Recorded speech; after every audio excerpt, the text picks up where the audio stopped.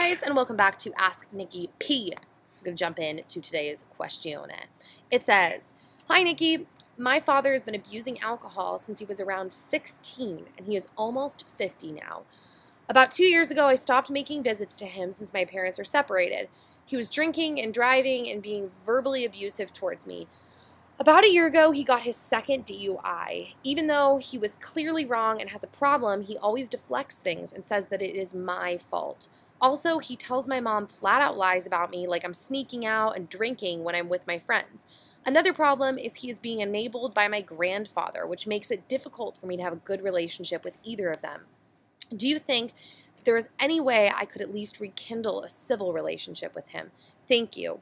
Your advice always helps me a lot." Well, thank you. That means a lot. All right. I have not personally dealt with this, so I can't speak from personal experience. But I have really been listening to Dr. Laura again, because that makes me, a doctor by association. That was sarcasm. But she says a lot of good advice, I think, when it comes to this kind of stuff. And it's a hard kind of line. Dan and I were just talking about this. It's a hard kind of line between, knowing when you just forgive someone, you want to forgive people and we all have our flaws and we all do our things, but knowing when someone is toxic and when it's no, you are choosing this.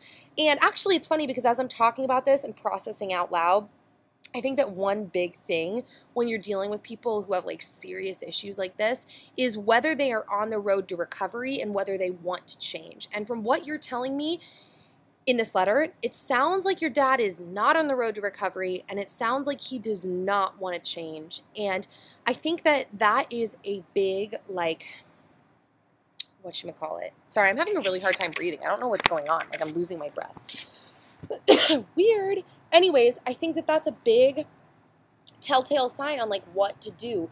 I feel like my immediate response to that would be to keep my distance. The fact that he is telling blatant lies, the fact that he is blaming you for his issues, and he's an alcoholic, which all of these things that you're saying, by the way, whenever I hear people call into Dr. Laura, when I've had friends whose parents are alcoholics, all of them say the same thing, that alcoholics tend to be very deflective of things coming at them, no, it's not me, it's you. They tend to lie about things, they tend to get very angry very fast. And their decision-making skills are obviously not great because they're under the influence and it's just not good. So I personally don't think you have anything guilty to feel, you don't have anything to feel guilty about by keeping distance from your dad. And I actually think it's healthy to keep distance from him because just because he didn't give birth to you, I guess you could say. She uses this word, Dr. Laura uses this word, sperm donor. I don't love that word, but I guess that's true. Just because someone put you on this planet doesn't mean they're a dad, doesn't mean they're acting like a dad. I mean, the same thing comes from adoption. I mean, it's my brother is Asian and he's from the other side of the world, but my parents are his parents. Bowser, stop it. Bowser. No. So protecting yourself and protecting your heart and moving forward with your life and not staying in contact with your dad because he's clearly acting irrationally, I don't think that's a bad thing. Now, I think checking in on your dad occasionally would be fine, calling him, seeing how he's doing, because if there does come a point that he sobers up or he's on the path to recovery, that could be a point to maybe rekindle some kind of relationship. But even then, I think when someone shows a history of abuse and just bad decision-making skills, I don't think it's bad to move slowly because you are protecting yourself and your quality of life and the lifestyle that you want to live. So I think keeping your distance, checking in, living your life without him in it, I don't think that's a bad thing. I think that's a crazy hard thing, and I feel for you, and I'm really sorry that that's what you've had to go through. But you have to protect yourself. You're responsible for your life, not his, and he's clearly not taking any responsibility for your life, So, I don't know. Leave your thoughts and comments, guys, down below if you've gone through a similar situation, if you have an alcoholic or drug-addicted relative or parent, and what that's been like for you, because that's hard. That's a hard thing to deal with, and I'm sorry that you're dealing with that. But those are my thoughts on it. So I don't know if that was helpful, but that's the bottom line. I think keeping your distance and checking in occasionally would be a good way to go. So the question from Twitter says, how do you deal with unwanted change in your life? All right. I think the best way to deal with unwanted change kind of goes with that Maya Angelou. I never know how to say her last name. I feel like if I went to public high school, if I was actually educated, I would know how to say her last name.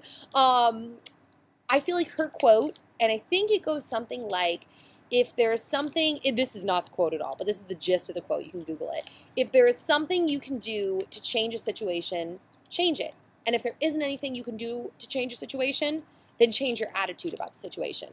Another thing kind of along that similar vein is Dr. Laura always says that the quickest way to happiness is accepting reality. So let's say, I'm just making up a scenario. You're a kid. Whoa!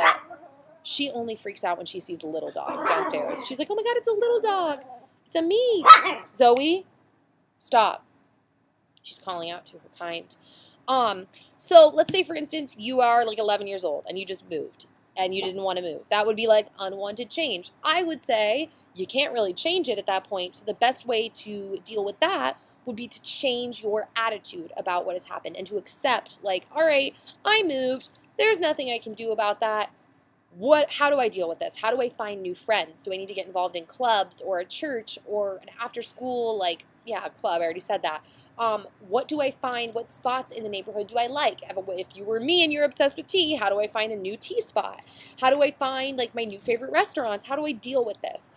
That would be the way to say it. Now, unwanted change that you could change, let's say, like, your job description changed at work and all of a sudden you don't like it and you have the power to change that.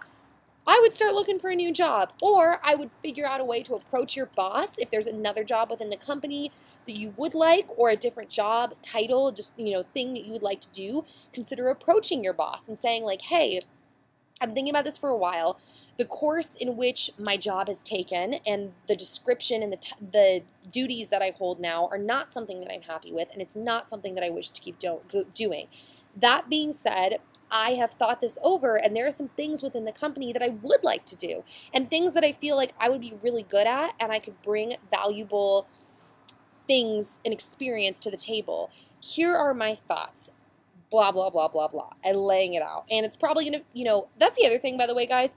I was just talking to a friend about this, and I was just talking to Dan about this. Anything you're doing new in your life to grow yourself and move forward or change pretty much at all, you are going to feel scared and you are going to feel inadequate. So I know we're talking about change. So let's say you're going the path of, like, you can change it. You're going to feel scared. You're going to feel inadequate. You're not going to feel confident. I have uploaded over 1,000 videos on YouTube now across my 3 channels. Every single time a video goes up, I don't feel like it's good. I always feel like something is wrong with it. Like, I could have done a better job. Like, why does anyone watch me? Like, I'm just going to fall off the planet on YouTube and no one's going to care anymore. And, because the last 3.5 years, while it has been very difficult, I'm kind of going on a tangent. It's also kind of like a dream because I'm doing things that I love. And there are a lot of things I've learned and it's been hard, but it's also been amazing. So I'm scared, and life is just, and change and going after the things that you love is scary. So kind of going off on a tangent, but that's just going down the route of if it's something you can change, that would be my thought. And like I said, if it's something you can't change, changing your attitude and finding a way to refocus what you're seeing and how you look at things, that's another good way to go if you can't change the situation. So, as always, let us know your comments and thoughts down below, guys. And I will see you all next time. Send your messages and questions to asknikkip@gmail.com, and I'll see you later. Bye, guys.